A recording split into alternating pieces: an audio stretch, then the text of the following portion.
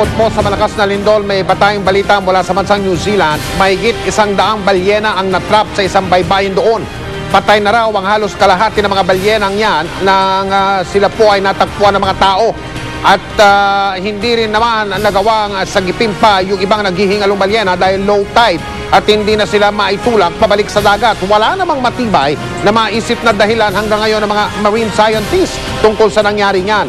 Natagpuan ng mga balyena nung makalawa o 2 araw bago ang lindol na Yumani sa New Zealand. Eksklusibo pong ipinakita ng Philippine Ascal sa GMA News ang kanilang Ascal Bus. Ang Ascal Bus ang kanilang ginagamit sa paglilipat-lipat nila ng lugar habang sila'y nagsasanay para sa kanilang laban sa Mongolia sa darating na buwan ng Marso.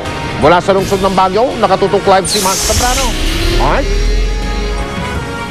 Mike, mas pinaigting na training ang pinagdaanan ng Philippine Ascals sa pangalawang araw ng kanilang training.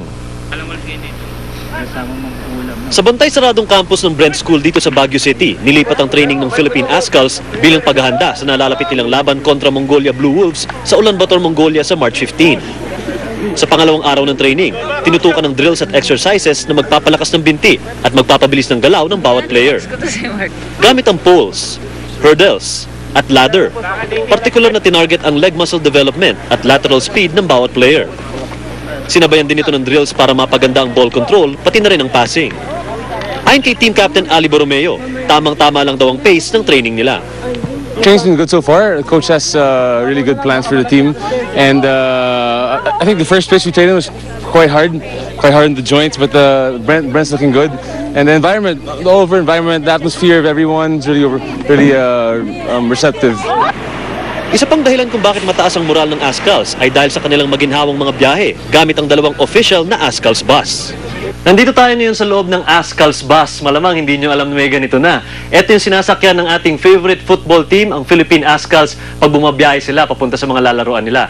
Kung makita nyo sa paligid, lahat ng creature comforts na pwedeng gawin at ilagay dito sa bus na ito, nandito. Pwedeng manood ng TV, pwedeng makinig ng music, meron pang mga table para pagkainan. Lahat ng hahanapin ng ating favorite football players, nandito sa loob ng bus na to. All leather din ang mga upuan na kayang mag-upo ng kahit 30 katao. Sa kabilang bus naman na para sa coaching staff, 2 ang TV at may mini conference area pa sa likuran para sa mga meetings on the road. Mike, bukas ay puno rin ang schedule ng Philippine Ascals. Magkakaroon ng press con at isang courtesy call sa mayor's office. At sa hapon, makakaharap nila ang isang kupunan mula dito sa Baguio sa isang tune-up game.